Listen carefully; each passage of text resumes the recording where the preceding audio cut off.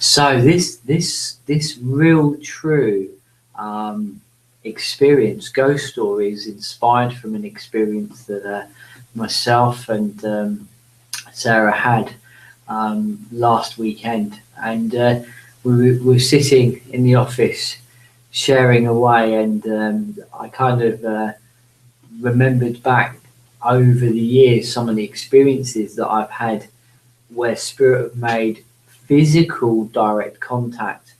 Um, and they've been few, but they've been very, very powerful. And this one's an experience I'm going to share with you, and it's an extract from my up and coming book about my life and why I do the work that I do. And it's from the extract is from The Long Road Home, and it's called The Silent Traveller.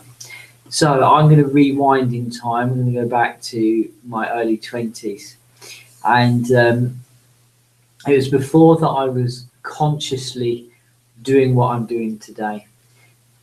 But some of you would have known of my other experience that I had when I was 7 years old, and I woke up there at the end of the bed was this lady, looming large figure standing there in the shadow. But that's another story that I'm going to share with you early next week. It's going to be kind of part two. So I want to rewind, and I want to go back to my early 20s, and I was in a job that I really, really couldn't stand at the time. Although it had been a good job, and I was grateful and thankful for the job, but I was in my early 20s and feeling there's a whole world out there, and there's this whole life out there beyond what I was doing, working Monday to Friday, sometimes Monday to Saturday, and there's this whole feeling of craving life and craving adventure, and kind of looking around me and thinking, no, there's a lot more out there, a lot more to be lived, and kind of felt and thought to myself, I need a change. And as always, the universe responds in such a way that gives you a shove or a nudge or a kick up the backside, just what you need at the time. And very shortly, got all of us, our department, got pulled into a meeting, and was getting made redundant. Okay, absolutely right. Okay, perfect. So I kind of had this yearning. Never had it before, but I had this yearning to go up into the Scottish Highlands, up into the Cairngorm Mountains. So later that day, there I was. I brought a rucksack, I brought a tent, I brought a load of supplies, all that I needed. And I decided that I was going to head off up into the mountains, up into the Scottish mountains. So before I knew it, I was there. And it's quite a powerful experience, because any of you that have gone up into the mountains by yourself, it's a very unusual experience, because at first you're really, really excited. You're hugely excited. You've got this sense of freedom. You've got this sense of expansion. You feel hugely alive, especially if you go up there by yourself.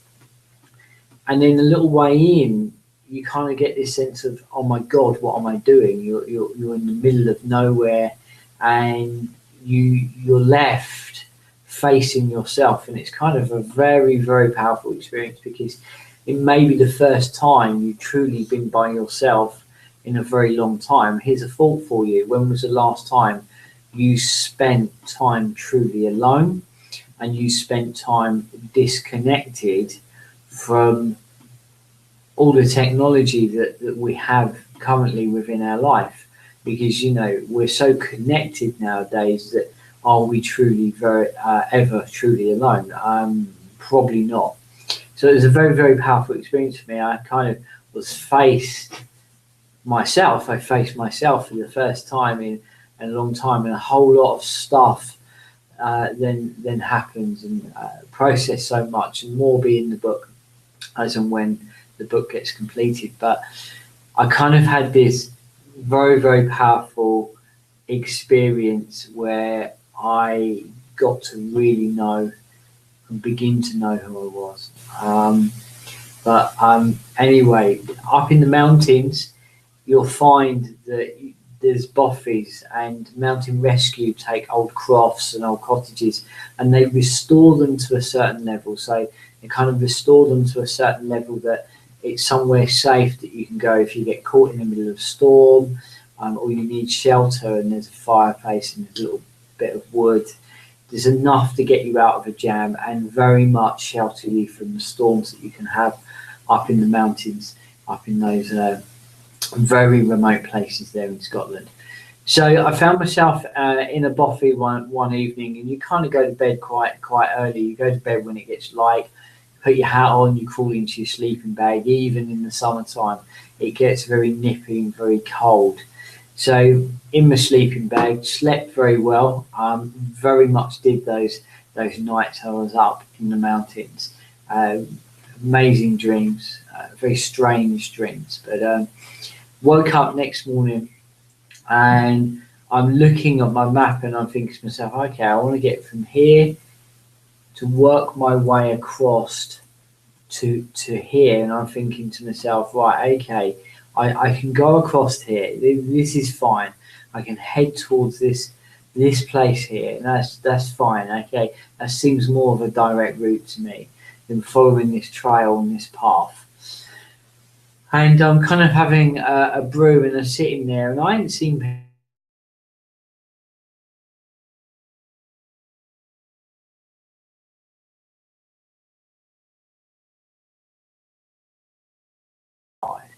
really huge powerful slide. And I was like, my gosh, there's somebody, there's a human being, there's another person. And he greeted me, I greeted him, and we're talking away. And he kept saying to me, so where are you heading? I said, oh, yeah, I'm just heading across through there. And then we kind of we go back to the conversation, and every now and again they bring back, so whereabouts are you heading? I'm like, across the valley. I'm heading across that valley. I'm not sure exactly. I'm going to head across that valley there. And he kind of got a bit irritated. He said to me, show me on the map.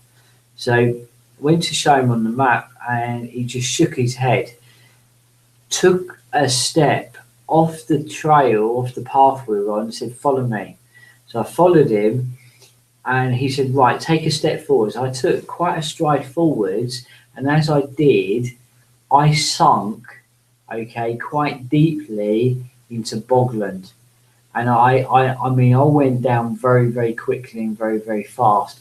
And I mean, I could not get out. I mean, I was struggling to get out. And the more I struggled, the deeper I went into this bogland.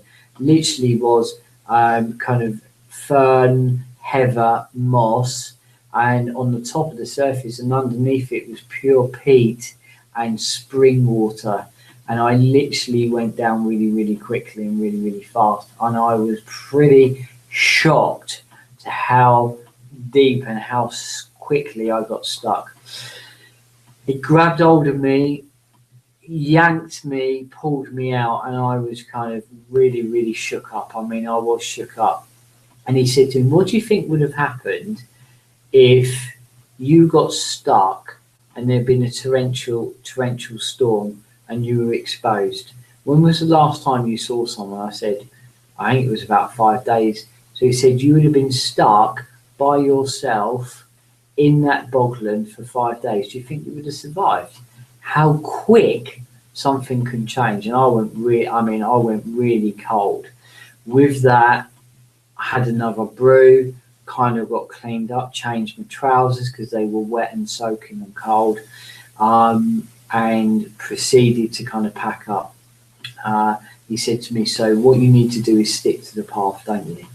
I was like, oh my God, yes, I do. Anyway, we kind of packed up, and he was kind of telling me a little bit about himself. He was a school teacher. He'd come up for the summer. He'd done it every few summers.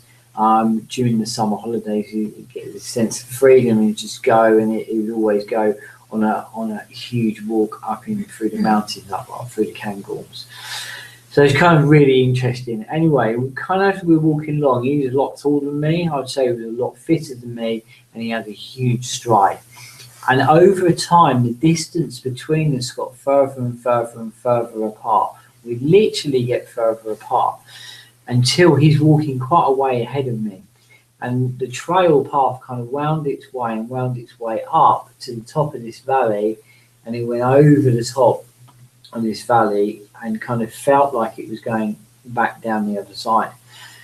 So little by little, the stride would get further and further to the point where he was, I would say, a good distance from me, and he reached the top of this summit, and he calls down to me and says, "Remember, stick to the path." And then he kind of waved, dropped down the other side. And it took me a good, I don't know, 5, 6, 7 minutes, not a huge amount of time, but a fair amount of time to kind of reach that point. As I reached that point, I'm very, very high, and you could look down the valley and you could see this waterfall river that was getting wider and wider, and the valley sides, and there's forest on the valley sides, pine forest on the valley sides. And yeah, I could not see anybody. Grabbed a set of binos that I had, and I'm looking across the landscape, and I'm looking down, and I could not spot anyone. Remember, he's only 7 minutes in front of me, and I'm like thinking, where the hell has he gone? There's no sight of him, and there's nowhere to go. He's not come back up. There's no other path. It just leads straight down this valley. And I'm thinking, this is not right. This is a bit odd. It's a bit unusual. So anyway, it took me the rest of the day to come down this valley, huge distance. You literally spend days climbing up the mountains, and now you're spending days coming down into a valley and a river system. And I kind of spent all day coming down, and you kind of get to the bottom, and there was this croft, and you go through this croft and this kind of yard space, and there was a couple of dogs. And as I'm approaching their tide, the dogs start barking quite loudly, and this man appears. He says, welcome, you know, very friendly, very warm. Scottish people tend to be that part of the world. And kind of said to me, "Have you had a good day?" He said, yeah. And I said to him, "Has anyone else come through here?" And he said, "There's no one come through here for days. No one's come through here for days." And I must have looked really miffed and kind of shocked. And he looked at me and laughed. He said, "So, you've seen him. You've encountered him." And I just went really cold and almost like went numb and glued to the spot. And he just laughs. He turns and goes about his business. And then I kind of walk past him and I say to him, "What do you mean?" He said, "Oh, several years ago, there was a man up in the mountains there, went to go across the valley, dam wall, small kind of dam wall, and the other side of it was a goat, ram, and some kids, and got between them, and the ram run, knocked him off the dam wall, apparently killed him and drowned him. From that time on, walkers, hikers up in the mountains that get lost have said they've encountered this man travelling who seems to come to their aid." Now, I saw that man as I see the people around me physically saw him. What's very strange, what makes this story even more eerie, is that years later I was sitting in a development circle, and this guy turns to me and says to me, "Who's Frank?" And something to do with the mountain. Frank was the name of the man. So, can you see spirit? Have you seen spirit? My answer to that is absolutely yes. In my experience, I did. Something still trying to get to the bottom of, and I can't. I know when I was 7 years old, I saw my grandmother standing at the end of the bed. So who knows? Who knows? But there you go. Was that real? Have you ever experienced spirit physically? We'd love to hear from you. www.shangag.com